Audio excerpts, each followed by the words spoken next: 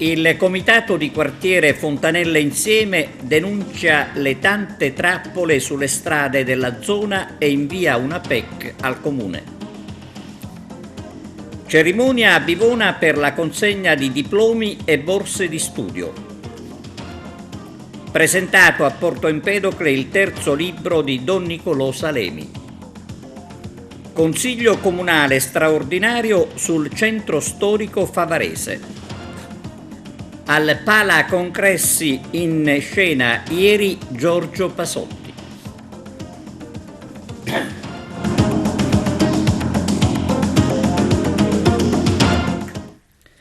Benvenuti su TVA Notizie, apertura dedicata oggi alla grave situazione delle strade nel quartiere di Fontanelle. Il comitato Fontanelle Insieme ha inviato una PEC al comune chiedendo interventi urgenti. Il servizio.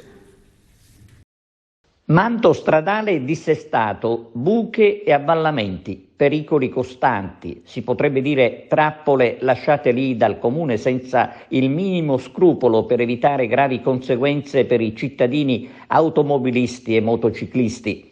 Ci troviamo nel quartiere di Fontanelle dove torneremo per segnalare l'incosciente comportamento di quanti alla guida percorrono le vie del quartiere incuranti dei limiti di velocità.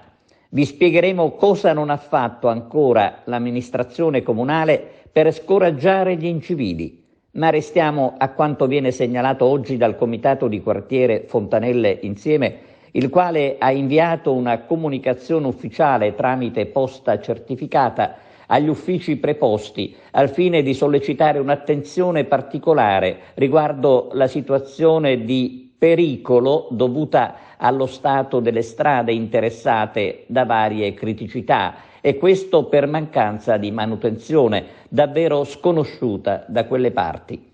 Non è la prima volta che il comitato di Fontanelle si rivolge agli uffici del comune segnalando problemi simili che assieme a quelli legati al buio creano pesanti disagi ad una popolazione che chiede soltanto di poter godere di un quartiere alla pari di altre zone meglio servite e attenzionate dove magari la presenza di consiglieri e assessori comunali agevolano l'interesse dell'amministrazione comunale.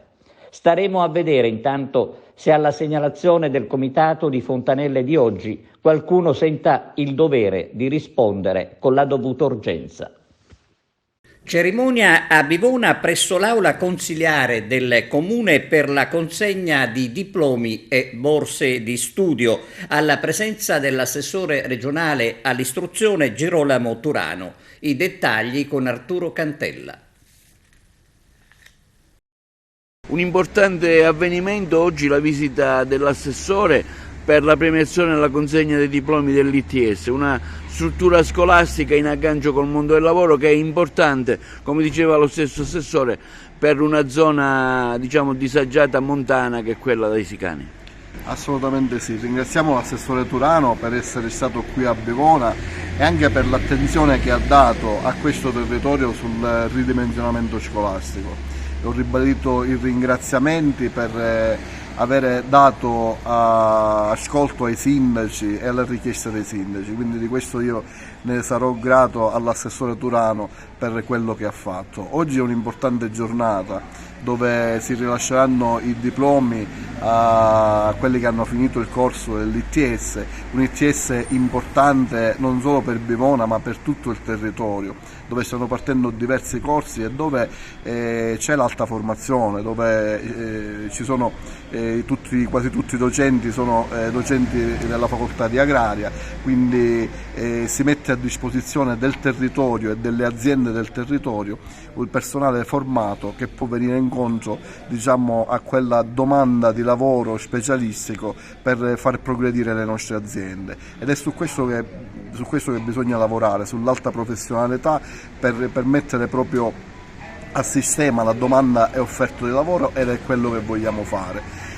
Oggi quindi ritorna un pezzo di università nel nostro territorio quindi non possiamo che essere soddisfatti di questo e sostenere il più possibile queste iniziative così importanti. Assessore, oggi qui a Bivona per la premiazione degli ITS, non solo a Bivona ma in un giro in diverse scuole dell'Agrigentino. Ecco, parliamo ora di questa interessante struttura scolastica.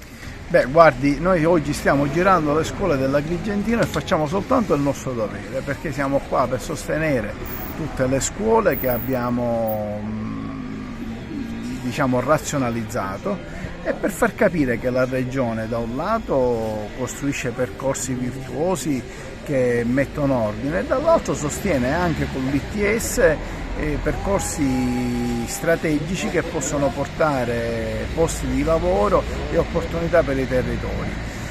Lo abbiamo fatto convinti come siamo che soltanto facendo una sana istruzione si può creare una prospettiva di crescita dei territori e lo abbiamo fatto convinti come siamo che le operazioni di spopolamento nelle realtà vanno combattute con la cultura e col desiderio e la necessità di far emergere delle opportunità per gli stessi territori. La scuola e l'ITS rappresentano proprio questo. Ecco, perché sono importanti gli ITS a differenza degli altri istituti scolastici? In un territorio diciamo precario, ce ne sono 11 in tutta la Sicilia, in un territorio particolare, lei ha detto nel suo intervento che preferisce dare una preferenza, una priorità a questi territori. Beh, guardi, gli ITS rappresentano lo snodo tra il mondo della formazione e dell'istruzione e il mondo del lavoro, perché negli ITS fanno parte anche le aziende che poi, dopo aver qualificato le persone che escono dalla scuola con una qualifica appunto particolare, le portano dentro le aziende.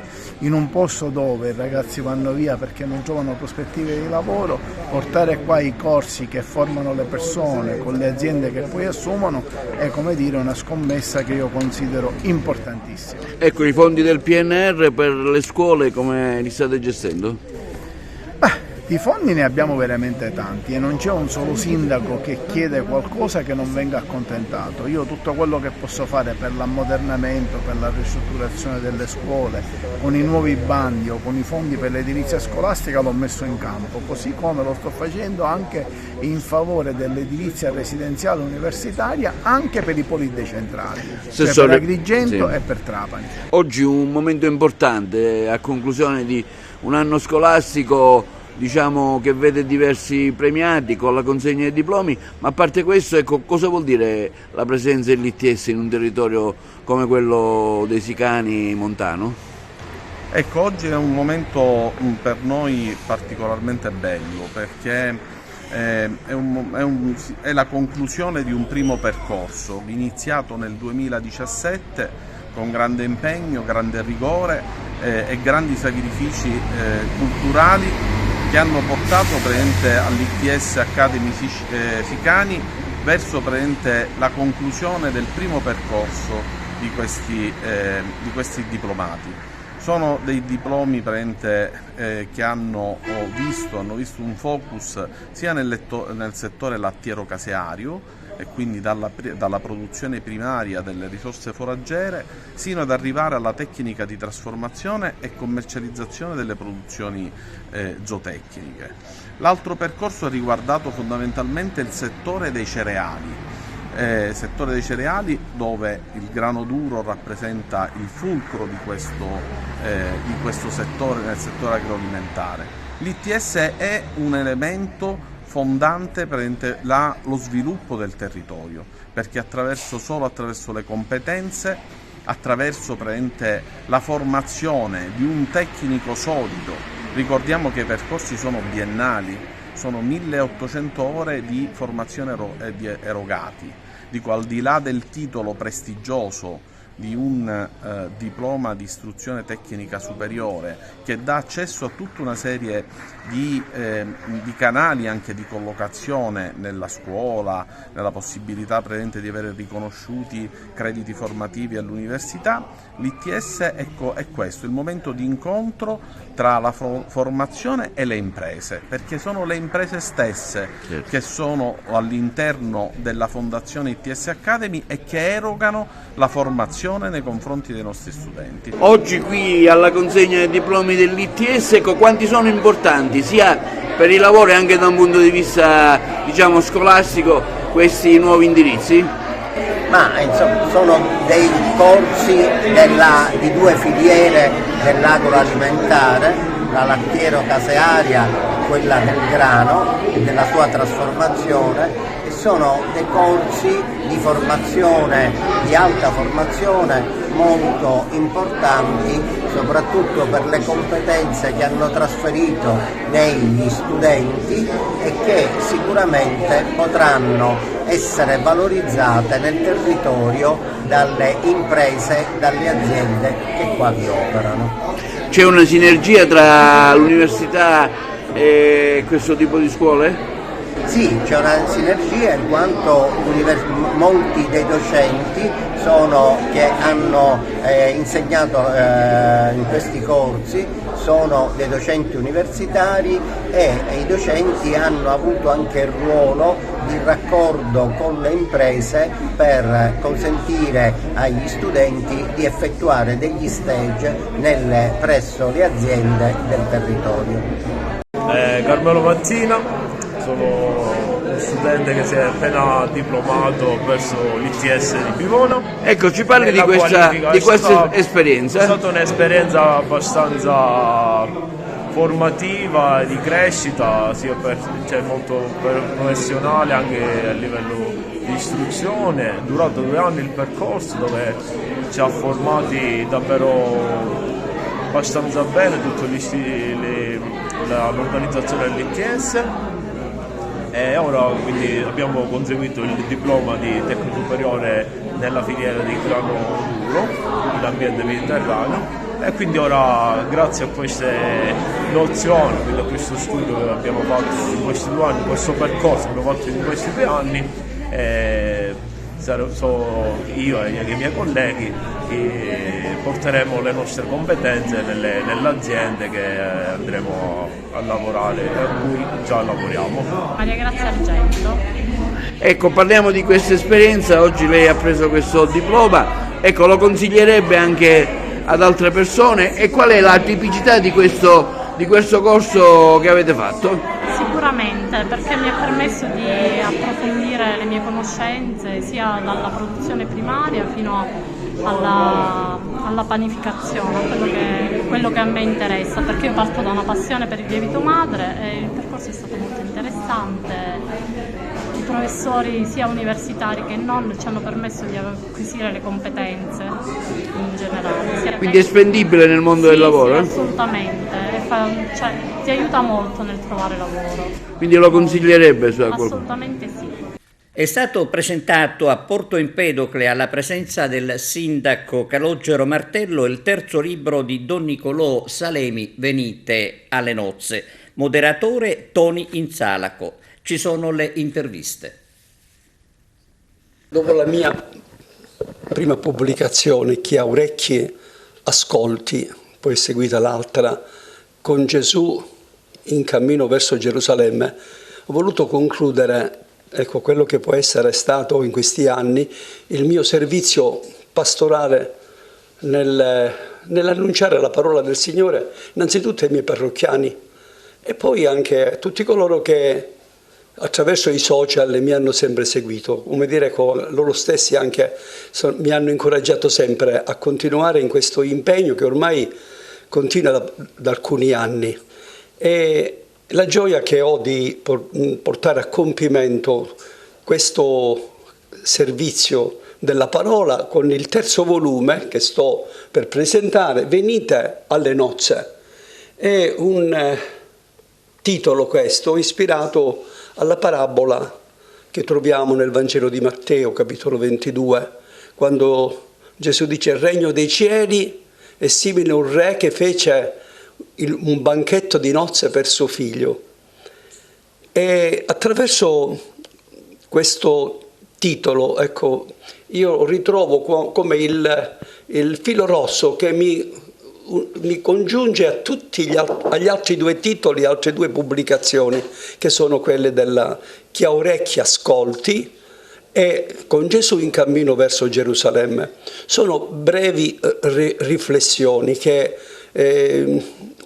voglio sempre presentare non come esigesi, perché chi cerca tutto questo rimane deluso. Sono riflessioni semplici che vado diretto alla comunità che ascolta e anche alla persona, dopo aver presentato quelli che sono i personaggi del Vangelo. E in tutti questi 3 libri si ritrovano tutti i commenti dell'anno liturgico, anche nell'anno A, anno B e anno C. Prima i Vangeli feriali, poi quelli dei tempi forti che sono Avvento, Natale, Quaresima, Pasqua, e dopo Pasqua e dopo Natale, e poi quest'ultimo che sono tutti i commenti ai Vangeli delle feste, quindi le domeniche e anche alcune solennità, e ci sono anche alcune memorie che sono obbligatorie di santi o patroni, e quindi è tutto un insieme. È un qualcosa che mi dà gioia, perché questo annuncio io l'ho fatto sempre nella chiesa di Porto Empedocle, e quindi questo servizio e anche questi libri io li dedico alla chiesa empedoclina, in modo particolare anche ai miei parrocchiani che ho avuto a Santa Croce prima e anche qui ormai da molti anni nella chiesa del Carmine. Ecco, è come un indirizzo che rivolgo a persone che conosco da molto tempo, che sono amici, e in questa dimensione di amicizia, senza sentirmi maestro, ma nell'impegno di ascoltare la parola del Signore ogni giorno, che presento a questi miei fratelli che vivono nella chiesa empedoclina in modo particolare, poi anche gli altri che mi seguono, che mi ascoltano, ecco, nel segno dell'amicizia, come dire, ecco, il regno dei cieli è simile a un re che fece le nozze per il suo figlio. Le nozze sono ogni domenica, questa festa. Dio che ha un pensiero per ognuno di noi e ci invita. E questo invito ci porta a riconoscere che la salvezza è indirizzata a tutti, non solamente ai giudei, ma ha un indirizzo universale. E quindi chi ha orecchi ascolti, si metta in cammino con Gesù e viva anche questa esperienza di festa e di gioia venita alle nozze, questo invito che non sia trascurato ogni domenica, ecco, occupare il proprio posto in chiesa per fare festa con Dio che è Padre buono e invita tutti i suoi figli per questa alleanza che si rinnova sempre tutte le volte che noi ci avviciniamo a Lui. Don Tonino Bello diceva che l'esperienza più bella della sua vita è stata quando è stato parroco, perché da parroco profumava di popolo. E questo mi sento di dire venendo a presentare il libro di padre Nicola Salemi. Il suo profumo di popolo passa attraverso anche questo servizio che ha voluto fare, questa pubblicazione che accompagna un po' l'anno liturgico, che vuole essere un ponte, un contatto, uno stimolo, un aiuto per i fedeli a vivere in pienezza la loro esperienza di fede cristiana. Profumo di popolo, è per questo che vengo qui con gioia a presentare questo libro, perché ho una grande stima, un grande affetto per Don Nicola, perché siamo cresciuti insieme nella preparazione al sacerdozio, poi le nostre strade si sono divaricate, però siamo rimasti sempre molto uniti e molto vicini. E quindi vivo con lui questa esperienza gioiosa. La parola di Dio è chiaro che è il centro e il fulcro della vita cristiana. Venite alle nozze, le nozze sono la parola, le nozze sono il banchetto dell'Eucaristia.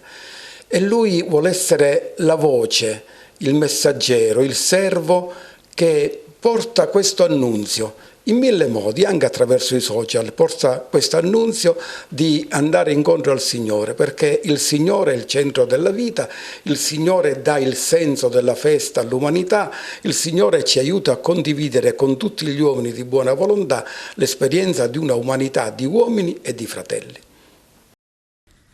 Consiglio comunale straordinario a Favara sulla grave situazione del centro storico. Giuseppe Moscato. Il centro storico di Favara, il suo abbandono, i crolli, gli abbattimenti delle vecchie e fatiscenti abitazioni e quindi il suo inesorabile degrado sono l'oggetto di una seduta del Consiglio comunale convocata per questa sera alle ore 18 in sessione straordinaria ed aperta dalla Presidente Miriam Miniemi. Una richiesta in tal senso era stata avanzata da diversi consiglieri comunali con l'intendimento di impegnare, come specificato nell'atto di convocazione, l'amministrazione comunale a costituire un tavolo tecnico per la redazione del piano di recupero e la realizzazione di progetti di riqualificazione. Alla seduta sarà presente il prefetto di Agrigento Filippo Romano, sempre attento alle problematiche del territorio. Si prevede anche la presenza di diverse associazioni che hanno già preannunciato l'adesione. Il problema dell'abbandono e del degrado del centro storico di Favara si è acuito 14 anni fa a seguito della tragedia del gennaio 2010, quando a causa del crollo della fatiscente casa dove abitavano in via del Carmine trovarono la morte le sorelline Marianna e Chiara Pia Bellavia. A seguito dei controlli effettuati vennero fuori dei numeri davvero drammatici, oltre 200 abitazioni furono demolite, si predisposero transenne e si chiusero strade ed interi quartieri e strade ancora chiuse ed abbandonate.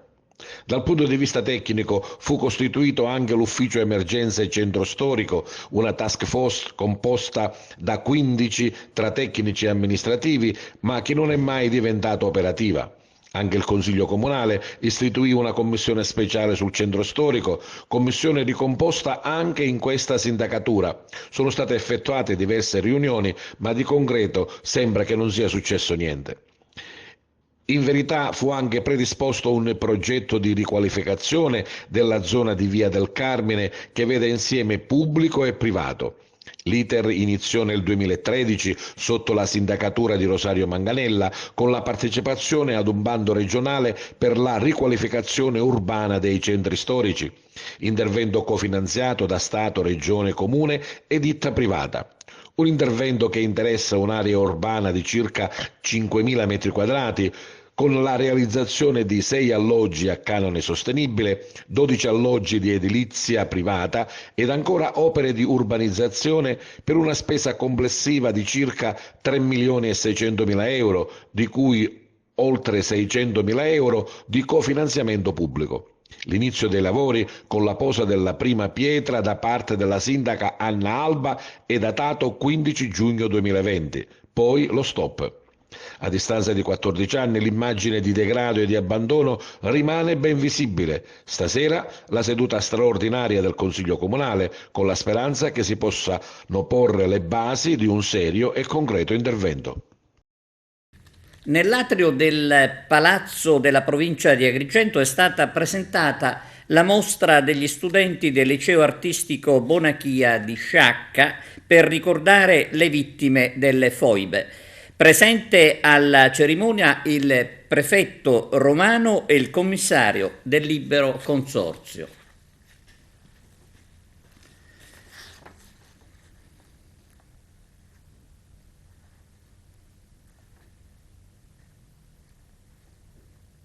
È cominciato a Sciacca il cammino del Panathlon Club Sciacca Terme. Si tratta di un'associazione riconosciuta dal CONI e dal Comitato Olimpico Internazionale che si propone di approfondire e difendere i valori dello sport.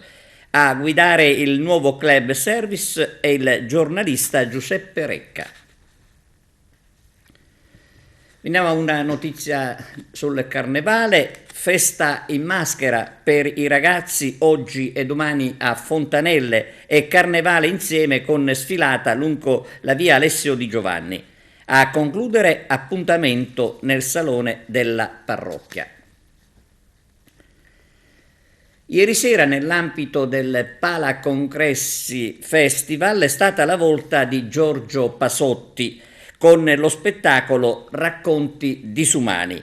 Arturo Cantella ha intervistato il direttore del Parco Archeologico Roberto Sciarratta e il prefetto Filippo Romano. Direttore, il secondo appuntamento oggi con un testo di Gassman qui al Palacongressi, un Palacongressi che ha ben accolto l'iniziativa con un altro sold out. Devo dire, la rassegna che abbiamo pensato con il direttore artistico Danaronica sta andando bene, soprattutto perché la qualità degli spettacoli è nota a tutti, ma abbiamo fatto un progetto di valorizzazione e di divulgazione, perché andiamo noi a prendere i ragazzi che sono presenti al 50% oggi della capienza qui in teatro. Ringrazio tutti i direttori scolastici che ci hanno dato questa possibilità e ai quali va dato anche un plauso per aver messo a disposizione e avere, diciamo, lavorato anche con i propri ragazzi al fine di poter assistere a questo spettacolo. Lo hanno fatto già con Fabrizio Gifune, lo faranno oggi e lo faranno anche con il prossimo spettacolo che è la concessione del telefono. Il Palacongressi non vive solo di teatro, ma vive anche di musica jazz. La prossima settimana iniziamo la rassegna, vive di cinema, ma io penso a un Palacongressi sempre aperto. Entro giugno sicuramente ci sarà la biblioteca Luigi Pirandello, che sarà trasferita da Via Emere e farà una parte, prenderà una parte dei locali, quindi significa avere un centro culturale aperto 365 giorni l'anno. Questo completa le operazioni sul Palacongressi e quello di oggi è un punto di partenza e non uno di arrivo. Insomma, un'iniziativa ben accolta, un Palacongressi che torna di nuovo a essere riempito.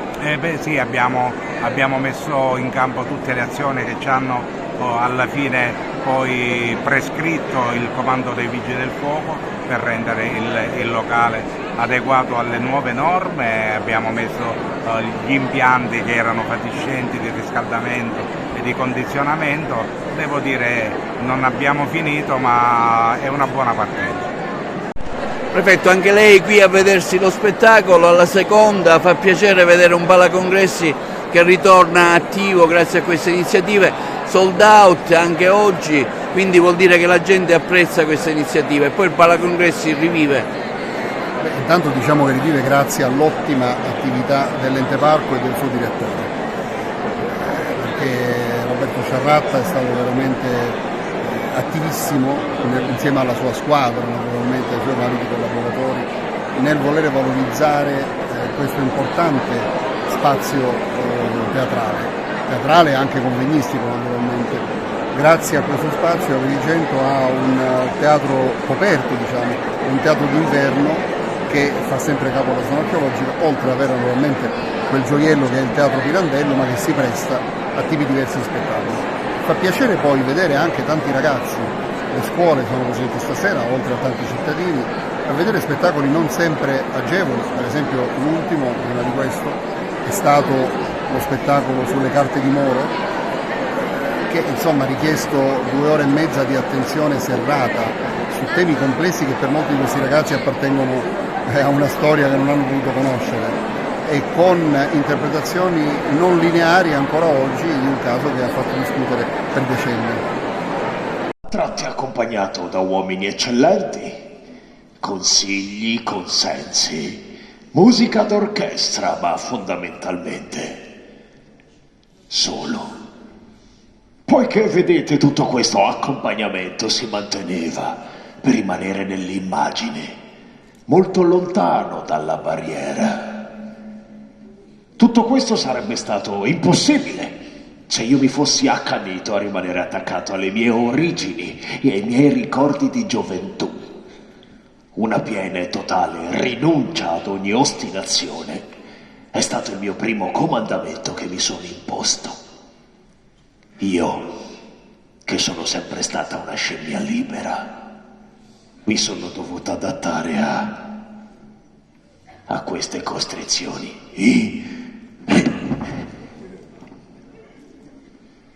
Linea alla regia per la pausa pubblicitaria. A tra poco.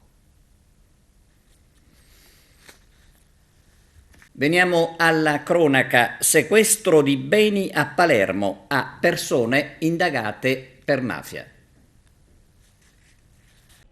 Beni per quasi €500.000 sottratti a 2 esponenti di spicco di Cosa Nostra.